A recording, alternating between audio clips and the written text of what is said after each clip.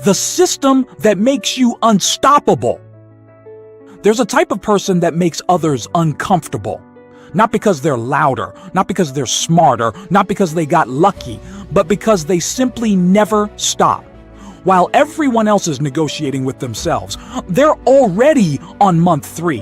While everyone else is finding reasons, they're finding ways.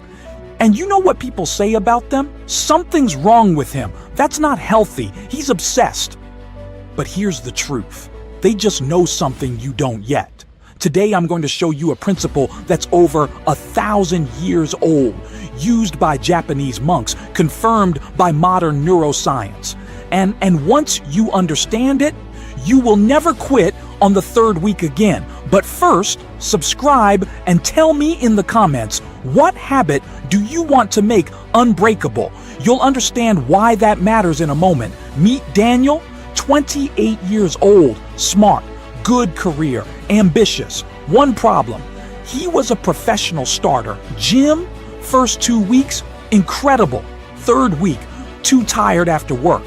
Reading, bought 4 books, read 11 pages total. Meditation, downloaded the app, opened it 3 times. The pattern was always identical. Monday, this week everything changes. Wednesday, just 1 skip won't hurt. Sunday, I'll definitely start again next week. Daniel thought the problem was motivation or willpower or finding the right system. He was wrong. The real problem was something he couldn't see. The architecture of his own brain. Stanford neuroscientists discovered something uncomfortable. Your brain sorts every commitment into one of 2 categories. Category 1, things that are flexible, negotiable, open for discussion, things that can be canceled if conditions aren't perfect. Category 2, things that simply happen. No discussion, no alternatives, no questions. Most people put their goals in category 1 without even realizing it. I'll try to meditate. I'm going to attempt going to the gym. I want to read more. Hear those words? Try, attempt, want. Every single one of those is a pass into category 1, and your brain knows, this can be canceled. Zen monks at Ihiji Temple in Japan have lived by a completely different principle for over 800 years. They call it continuous practice without gap. Since the 13th century, every single day, same time, no exceptions. Earthquake? Practice continues. Famine? Practice continues. War? Practice continues. Not because they have superhuman willpower, but because the question of whether to do it simply doesn't exist in their minds. Here's what changed everything for Daniel. He stopped setting goals. He started declaring identity. The difference is enormous. I want to meditate is a goal. You can fail it and move on. I am someone who meditates every morning is an identity. Breaking it means betraying yourself.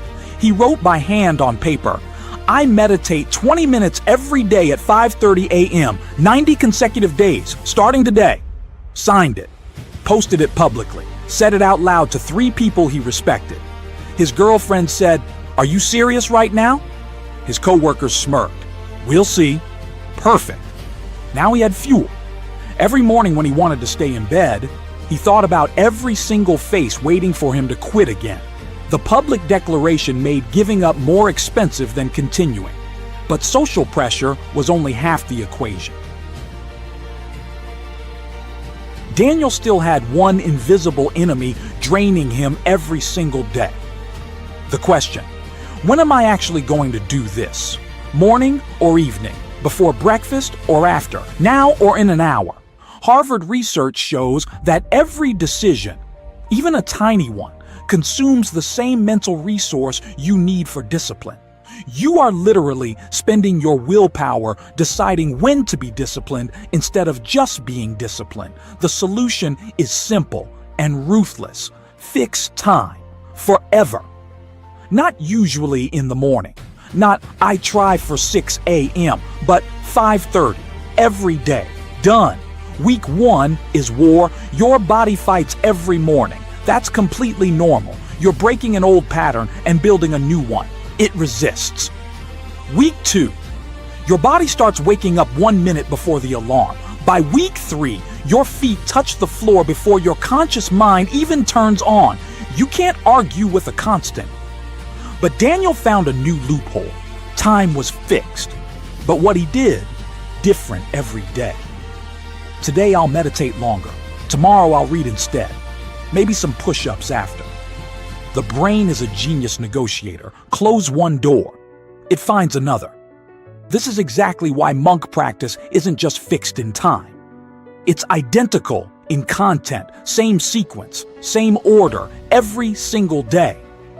Daniel locked everything down completely. 20 push-ups, 10 minutes of meditation, 10 minutes of reading, same order, same timer, every morning without variation. His friends called him robotic. His girlfriend said he was getting boring. They didn't understand that boring was exactly the point.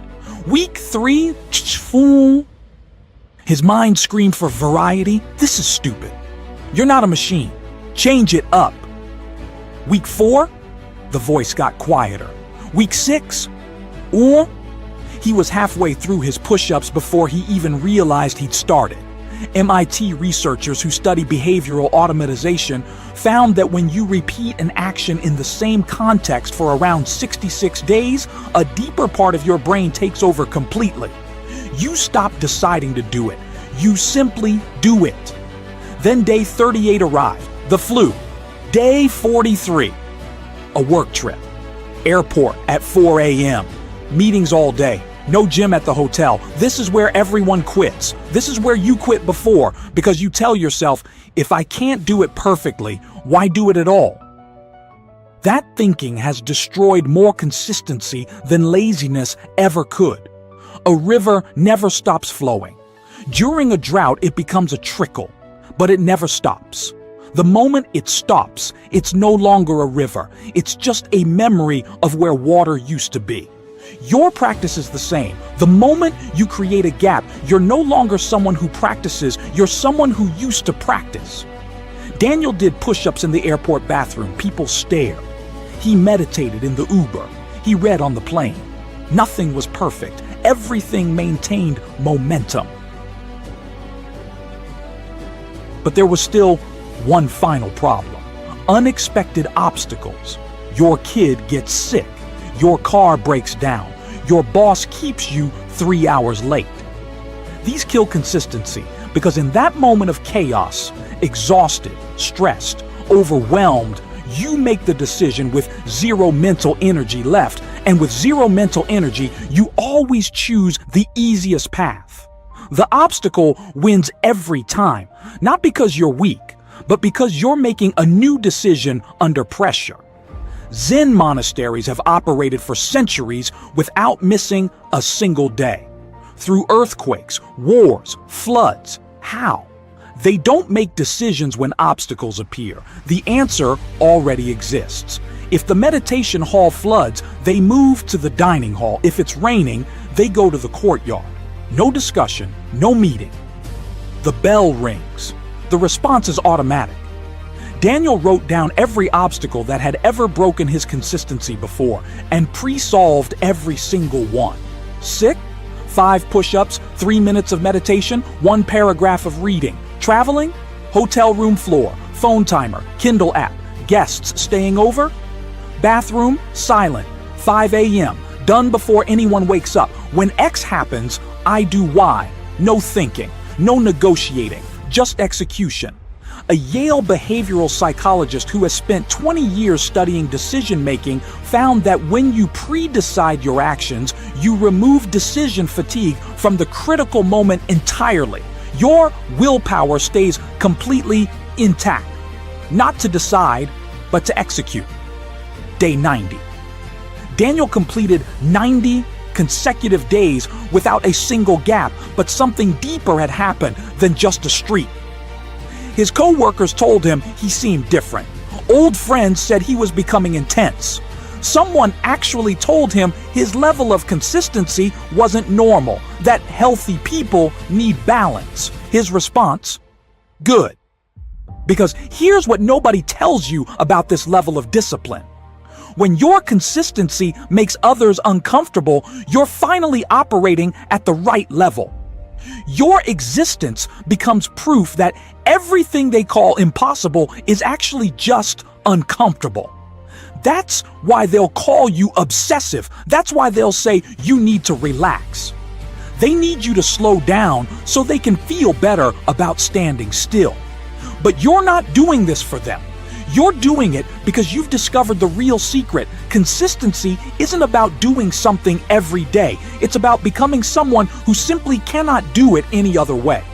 When you combine public declaration, fixed time, identical sequence, and pre-solved obstacles, you're not building habits. You're rebuilding your identity. You stop being someone who tries. You become someone who simply is. And when that transformation is complete, people will look at you and think, how does he do that every single day? And the answer will be simple. He doesn't do it. He is it. If this changed how you think about discipline, subscribe and hit the bell so you never miss what's coming next. And tell me in the comments, what is your public declaration going to be? The consistency that scares others is the only consistency worth having. Thanks for watching. See you in the next one.